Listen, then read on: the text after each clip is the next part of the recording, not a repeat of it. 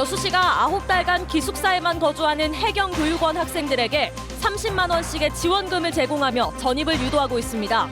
인구수를 늘리는 눈속임일 뿐이지 이것은 예산 낭비다. 인구 문제가 다급하더라도 혈세와 행정력이 보다 효율적으로 쓰여야 한다는 지적이 나옵니다. 소나무 에이즈 재선충이 확산하면서 지역의 살림이 누렇게 타들어가고 있습니다. 최근 6개월 동안 감염돼 제거된 소나무가 10,000그루가 넘습니다. 봄꽃 나들이객들이 늘면서 코로나 방역에 비상이 걸렸습니다. 지금 즉시 이태권과 전화와 지구럽지가 열릴 것을 부탁드립니다. 사흘 뒤 열리는 전두환의 재판을 보기 위해 오늘 많은 시민들이 방청권 추첨에 참여했습니다. 5월 단체는 이번에는 조용한 시위를 준비하고 있습니다. 시청자 여러분 안녕하십니까. 4월 24일 금요일 밤 여수 MBC 뉴스데스크 시작합니다. 여수시가 인구 늘리기 대책으로 해경 교육생들에게 변칙적으로 전입지원금을 주고 있습니다. 1년이 기준인 다른 전입자들과 달리 8달 교육기간만 주민등록을 놔두면 30만 원씩을 준다는 건데요. 아무리 인구 늘리기가 어렵고 다급하더라도 최소한의 의미나 실효성은 따져봐야 한다는 지적들이 많습니다. 오늘 첫 뉴스 강서영 기자입니다. 한 해 평균 1,000명의 예비 순경교육생들이 9달 동안 숙식하며 훈련을 받는 전남 여수 해양경찰교육원입니다. 여수시는 이 교육생들이 여수에 전입신고를 하고 8개월이 지나면 현금 30만 원을 지급하고 있습니다. 이른바 전입장려금인 셈인데 이들을 시민으로 보고 세금을 투입하는 게 맞냐는 불만이 지역 내부에서 나오고 있습니다. 줄곧 교육원 기숙사에만 머무르다 교육기간이 지나면 전국 각지로 발령받아 흩어지기 때문입니다. 교육생 개인들이 신청하고 싶은 사람은 신청할 때 교육원 주소로. 해경 교육생이 보조금을 받는 의무 거주 기간인 8개월도 기준과 다른 변칙이라는 지적도 나옵니다. 1년을 거주해야 보조금을 받을 수 있는 일반 고등학생, 대학생 전입자보다 4개월이 짧은 건데 9개월만 머무는 교육생을 위해 특혜까지 적용해가며 전입 인구를 늘리려는 꼼수라는 지적도 이어지고 있습니다. 인구수를 늘리는 눈속임일 뿐이지 이것은 예산 낭비다. 여수에 살고 있는 시민들에게 행복하게 느낄 수 있도록 삶의 질을 늘릴 수 있는. 여수시는 이에 대해 전국으로 흩어진 교육생이 나중에라도 여수 해경으로 발령받을 수 있다고 해명했습니다. 장기적으로 봤을 때는 여수에서 살 수 있는 여건이 있기 때문에 여수가 좋다는 걸 저희들도 홍보를 하는 차원이 되고, 인구 감소 직격탄을 맞은 지자체들이 경쟁적으로 인구를 끌어모으면서 잡음이 끊이질 않고 있는 가운데 인구 대책을 마련하더라도 시민의 혈세와 행정력이 보다 효율적으로 쓰여야 한다는 지적이 제기되고 있습니다. MBC 뉴스 강서영입니다. 소나무 에이즈로 알려진 재선충병의 확산 조짐이 심상치 않습니다. 최근 감염 소나무 11,000그루를 베어냈는데요. 여전히 확산 일로에 있어서 산림당국이 긴장하고 있습니다. 김주희 기자입니다. 여수시 영취산 자락. 울창한 산속 아름드리 소나무들이 누렇게 말라 죽어가고 있습니다. 소나무 에이즈로 불리는 재선충병에 감염된 겁니다. 재선충은 솔수염 하늘소에 기생하면서 소나무 조직 속으로 들어가 나무를 결국 고사시키는 병해충입니다. 특히 한번 재선충에 감염된 소나무는 주변의 소나무들까지 빠른 속도로 감염시킵니다. 전남도가 최근까지 6개월여 동안 제거한 소나무 재선충 감염목만 모두 11,000여 그루에 이릅니다. 지난해 같은 기간 5,300여 그루에 비해 2배가량이나 많습니다. 소나무 재선충병은 최근 기후온난화로 솔수염 하늘소의 활동 시기가 늘어나면서 확산하고 있습니다. 특히 경남 지역에 발생한 재선충병이 동쪽으로 빠르게 확산하고 있는 추세입니다. 바람에 의해서 섬진강만 넘으면 바로 광양 진월지구에 이렇게 도달할 수 있습니다. 그러면 그쪽에서 발생한 나무들이 여수 묘도나 여수 돌산까지 이렇게 이동할 수 있기 때문에 그래서 이렇게 늘어났다고 판단하고 있습니다. 감염목을 잡기 위한 모니터링도 계속되고 있지만 전남 지역 예찰 필요 면적만 69만여 헥타르. 워낙 방대한 면적이라 물리적 여건이 만만치 않습니다. 일단 도는 보성 지역을 확산 한계선으로 정해 집중 방지에 나설 계획입니다. 보성 안쪽으로까지는 아니고 순천, 상사 나간 부분 그리고 벌교, 읍, 호동리 지역 그쪽에서만 발생하고 있기 때문에 그 이후로는 그 이상 서부권으로 갈 수 없도록 그렇게 지금 조치할 예정입니다. 소나무 재선충이 본격적으로 활동하는 시기를 맞아 전남 지역의 추가 확산 조짐까지 포착되면서 산림 당국이 긴장하고 있습니다. MBC 뉴스 김주입니다. 한국전력이 추진하고 있는 여수산단 전력 안정화 공사와 관련해 산단 입주업체들이 안전 문제를 지적하며 공사 중단을 촉구했습니다. 여수산단 내 배관 관리업체와 입주기업들은 한국전력이 산단 고압가스 배관 인근에서 지하 63m 깊이의 수직구 설치 공사를 진행해 안전사고 우려가 크다며 공사를 즉각 중단하고 60m 이상 이격거리를 확보해야 한다고 주장했습니다.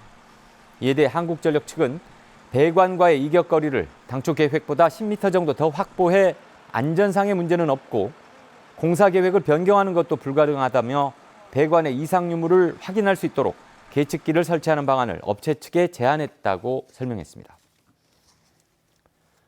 오늘 오후 5시 20분쯤 호남고속도로 순천 방면 석곡 나들목 인근에서 운행 중이던 관광버스에서 불이 나 20분 만에 진화됐습니다.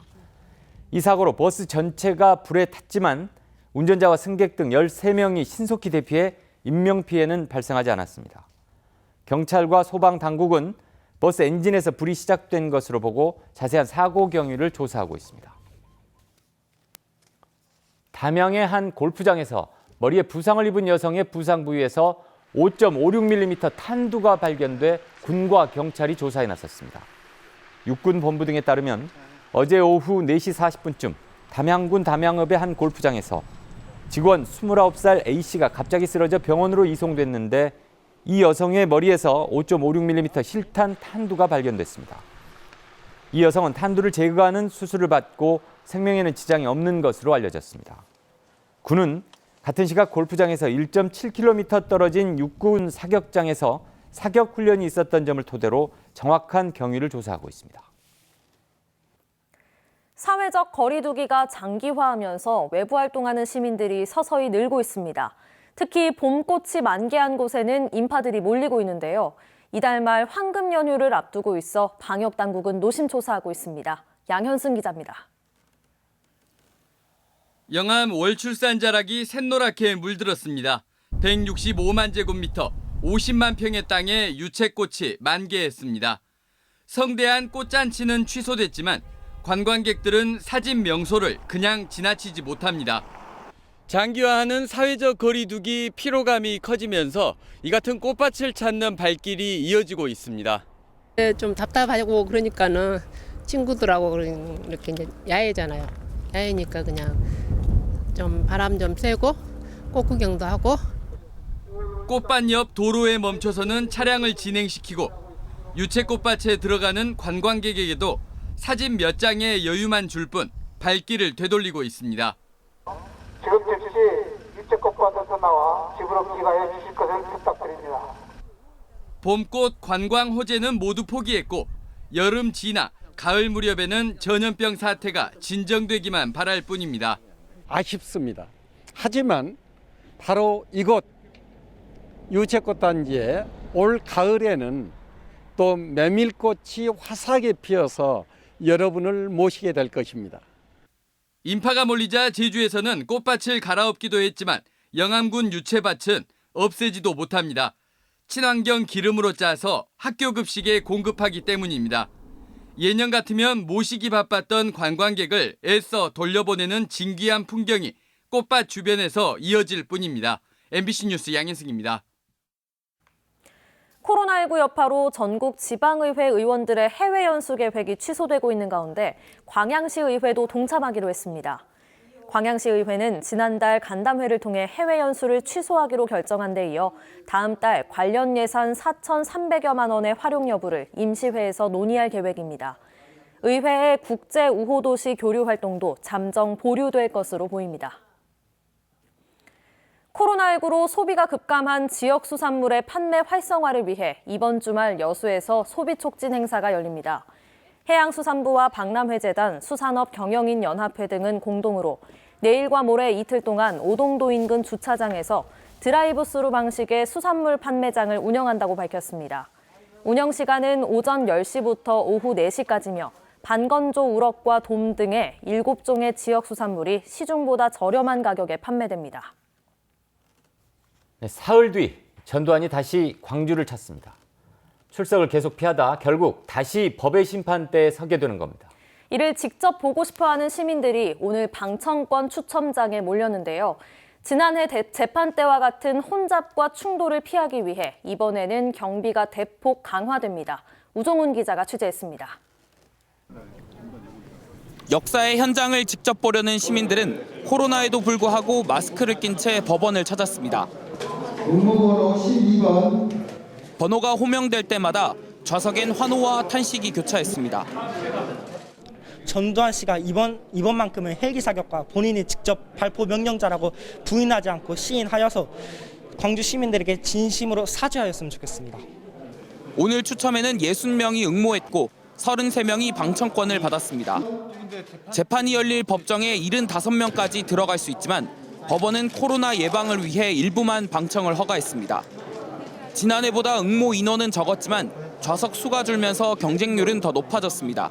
재판을 직접 못 보게 돼서 아쉽긴 하지만 그래도 집에서 기사나 이런 거 잘 찾아보면서 꼭 재판 잘 이루어졌으면 하는 바람입니다. 사흘 뒤 재판 당일에는 방청권이 없으면 법정 안은 물론이고 아예 법원 경내로 들어갈 수 없습니다. 경찰은 병력 500명을 투입해 청사 내외부 질서 유지에 나섭니다.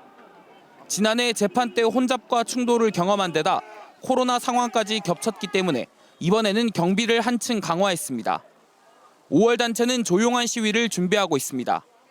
광화문에 있는 전두환 동상을 광주지법 정문으로 옮겨오고 전두환이 오는 동선에 서서 침묵 시위를 통해 사죄와 구속을 촉구할 계획입니다.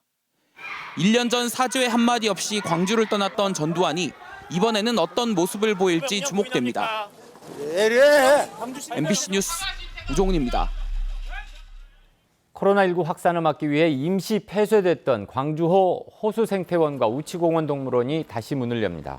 광주시는 완화된 사회적 거리 두기 방침에 따라 호수생태원은 오늘부터 개방했고 우치공원 동물원은 사회적 거리 두기가 끝나는 다음 달 6일 개방할 계획이라고 밝혔습니다. 광주 시민의 숲 야영장과 사직공원 전망타워는 다음 달 정부 시책이 생활 속 거리 두기로 전환될 경우 운영 재개를 검토할 방침입니다. 순천만 국가정원에 추진되고 있는 가상현실 체험관 건립 계획이 의회의 반대에 부딪혔습니다. 순천시의회 행정자치위원회는 최근 국가정원에 영구적인 건축물이 들어서는 것은 정원의 취지에 맞지 않는다며 가상현실 체험관 건립을 위해 순천시가 제출한 공유재산 취득 변경안을 부결시켰습니다. 이에 대해 순천시는 사업 내용을 변경하는 방안을 포함해 새로운 대안을 찾을 계획이라고 설명했습니다.